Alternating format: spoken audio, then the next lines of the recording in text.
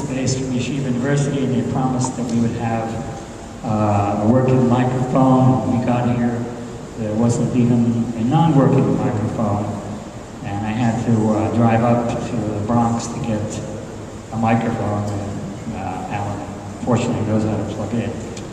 So Gordon, I don't know if you know this about Gordon, but Gordon originally was a student at Princeton of the great logician Professor Saul Kripke, who was described by one of his professors as the greatest mind in the West. That means the Western Hemisphere, not Omaha. I truly cannot fathom what convinced Gordon to leave the immensely practical world of modal logic, which might have helped feed the hungry and relieve the suffering of billions of people. Instead, he chose to become a rabbi and dean at the Jewish Theological Seminary and tend to the spiritual and educational needs of his fellow Jews. We hope that YRMS played a role in this decision. My next privilege is to introduce the three women who have made this and the reunion in Israel possible. I'll bring them up to the stage a little bit later because I'm afraid that Tehillah may attack me if she's too close. But the truly immense task of pulling off this reunion was divided among three women, all of whom participated in some of the general responsibilities, with a big assist on today's program from Sylvia Israel. Thank you, Sylvia. Have some applause. Dina arranged for the lovely buffet and rental of the venue from YU, not an easy task, and Malki took on the responsibility of arranging and hosting the entire reunion in Israel on July 23rd. Though this has been a labor of love for Dina, Malki, and Tehillah, who've been working on organizing the reunion for 9 months, I can't begin to describe the amount of work it has involved. Since I've worked most closely with Tehillah for the past 6 months, I can tell you that she'd start her day at 5 or 6 a.m. working on the reunion, and after a day at work teaching the full course load and doing her daily acts of chesed, end her day at 12, at 1 or 2 a.m. working on the reunion. Whether it was locating classmates, sending out regular updates to generate enthusiasm for the reunion, designing and assembling directories and journals, or preparing gifts for us, whatever was needed, she did it, and more. Tehillah is a truly remarkable woman, and if anybody knows her, they will know she's also a force of nature. She's barely 5 feet tall, but she has a gigantic heart and boundless energy.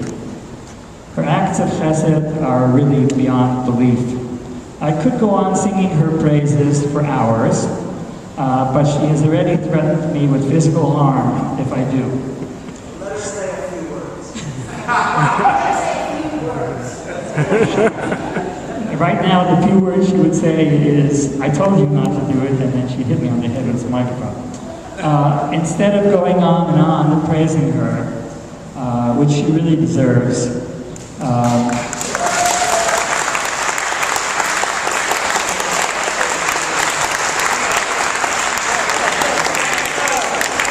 not just for the reunion, but for all the tests that she does, which is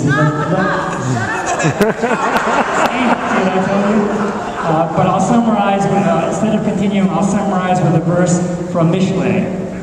Rabot banot asu chayo ve'at alit al ku'ana. Many daughters of Israel have done valiantly, but you have surpassed them all. And behind every great woman is a great spouse. So I'd like to recognize Tehillah's husband, Henry, who has sacrificed greatly to assist his wife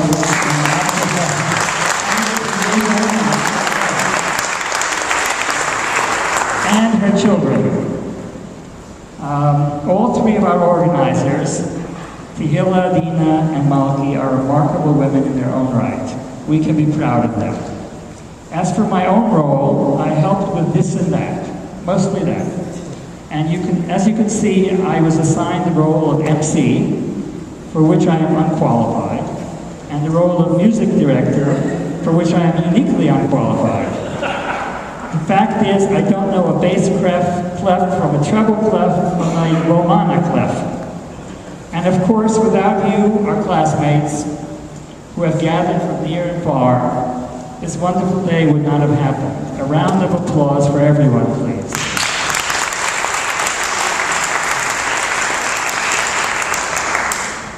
And now I have a presentation to make to these three women on behalf of the entire class.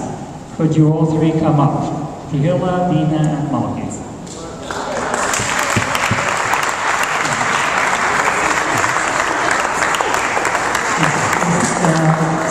It's not a plaque. It's not a plaque.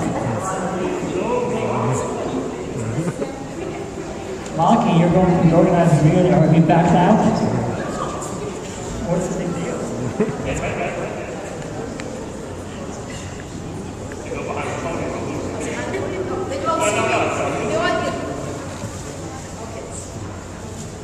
Okay.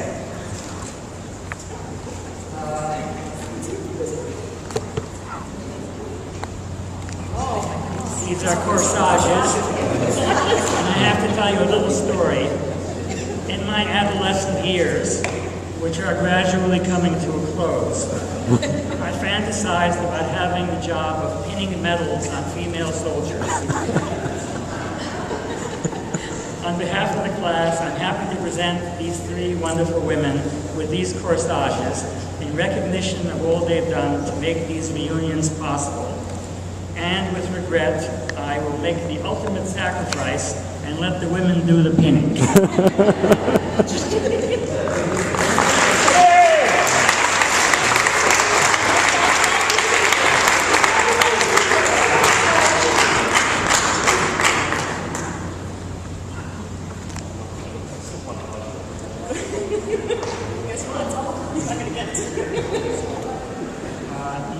Our next item on the agenda is to take a group photo of all the classmates, not only those who graduated with us, but anyone who's here who attended the school. Would every former classmate please come up to the stage?